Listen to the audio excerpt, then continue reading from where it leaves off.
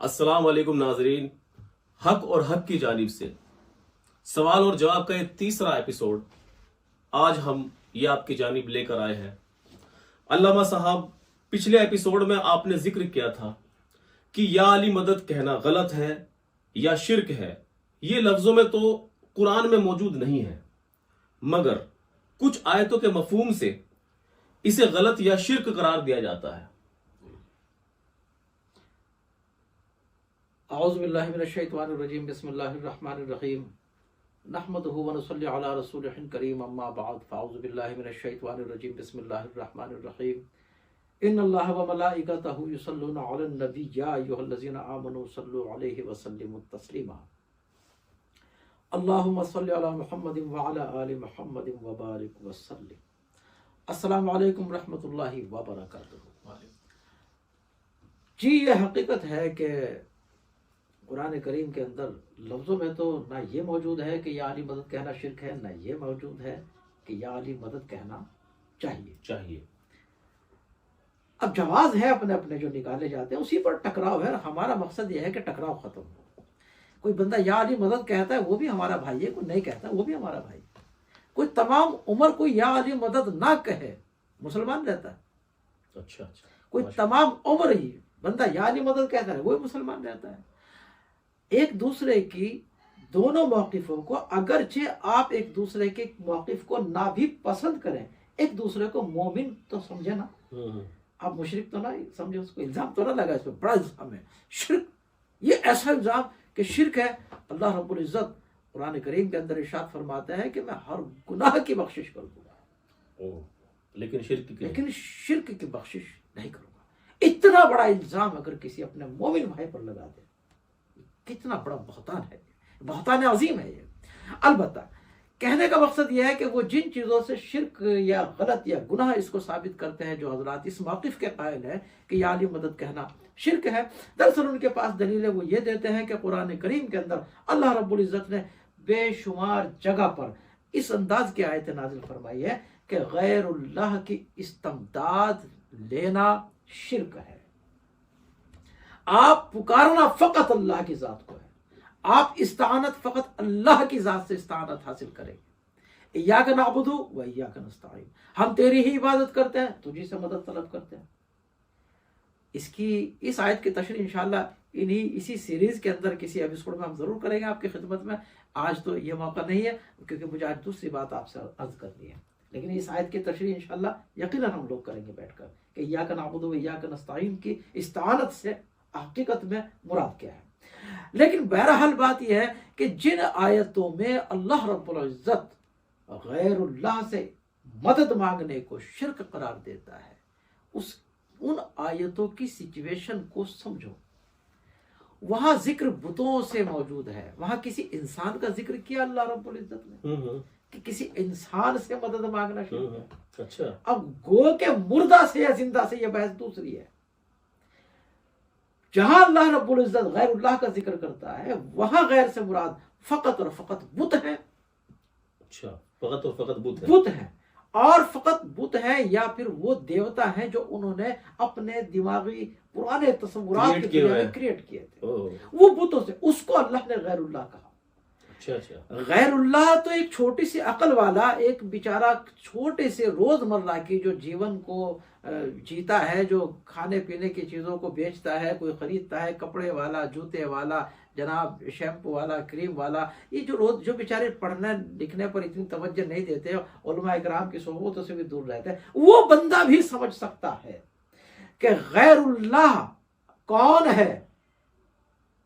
अगर हर अल्लाह के सिवा कोई भी हैसियत हो, अगर वो गैर है, तो फिर रसूलुल्लाह मोहम्मद भी गैर हुआ। लेकिन मोहम्मद सल्लल्लाहु ताला अलैहि वसल्लम को तो अल्लाह ने कहा यह है रसूल अल्लाह। अभी देखो गैरुल्लाह से जरा मुराद करें, एक है गैरुल्लाह, अल्लाह का गैर। अब जिनसे मदद तलब की जाती है उनको क्या बोला जाता है? किसी को इब्राहिम आदम को कहा सफीउल्लाह, अल्लाह का सफी। नूह को कहा नजीहुल्लाह, मूसा को कहा कलीमुल्लाह, ईसा को कहा रूहुल्लाह। क्या मोहम्मद को कहा रसूल अल्लाह, इब्राहिम को कहा खलीलुल्लाह।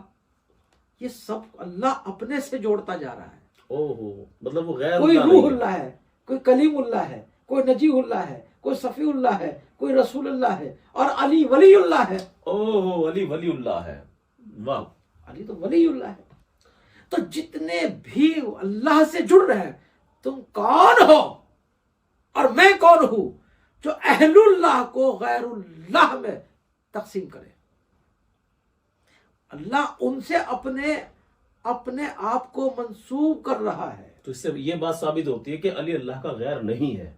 कुछ भी गैर, बेशक बेशक, इस टाइप से, जिस टाइप से अल्लाह ने उन गैरुल्लाह वाले आयतों को पेश किया है, वो हिसाब से वो गैर थोड़ा ही, वो सभी आयतें एक सिचुएशन के अकॉर्डिंग उतारी गई। उनके बुतों के लिए है।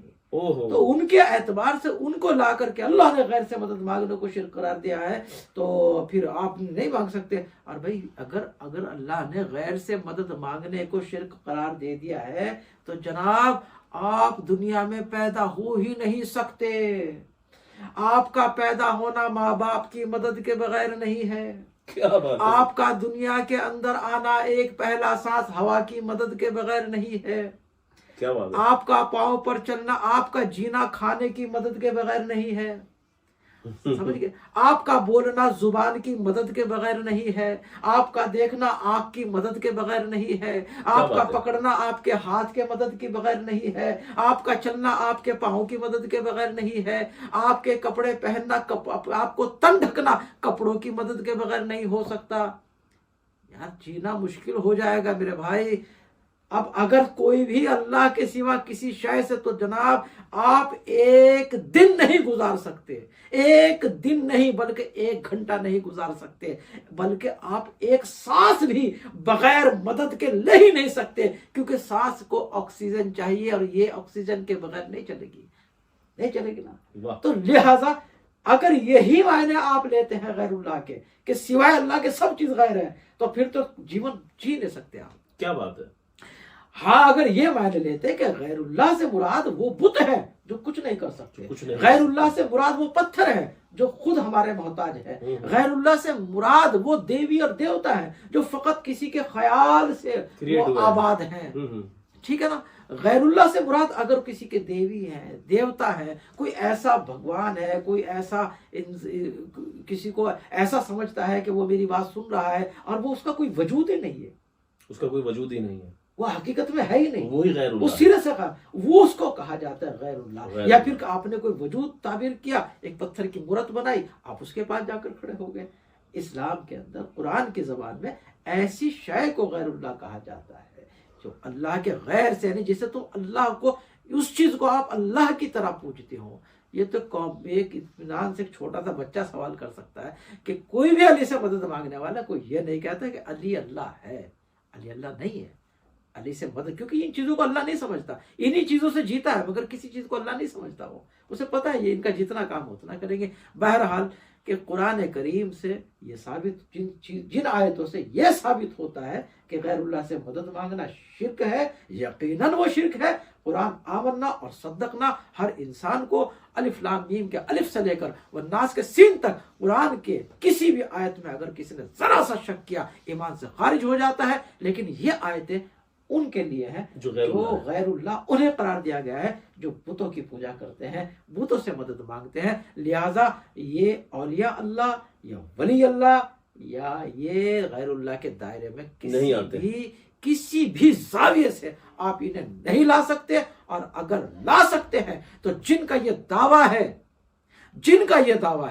कि या अली मदद कहना शिर्क है, तो फिर वो कोई जाविया लाओ, सोशल मीडिया के ऊपर बनाओ कोई वीडियो। मैं चैलेंज करता हूं कि ऐसा कोई जाविया बनाए जिसमें इन्हें आप बुतों की मानिद कोई करार देता हो, तो फिर हम मान जाएंगे। उस दिन से यारी मदद कहना हम भी शिर्क करार देते हैं। लिहाजा नहीं हो सकता। इंशाअल्लाह ताला फिर अगले सवाल पे फिर आपकी खिदमत में हाजिर होंगे। तब तक के लिए इजाजत दीजिए। तो नाजरीन, ये अल्लामा साहब की दलील थी जो आपने सुनी है। बस मैं ये आपसे जानना चाहता हूं कि या अली मदद की इस दलील पर अल्लामा साहब ने जो दलील पेश की है, आपका इस पर क्या नजरिया है? आप नीचे कमेंट सेक्शन बॉक्स में जरूर लिखें इंशाअल्लाह। अस्सलाम वालेकुम।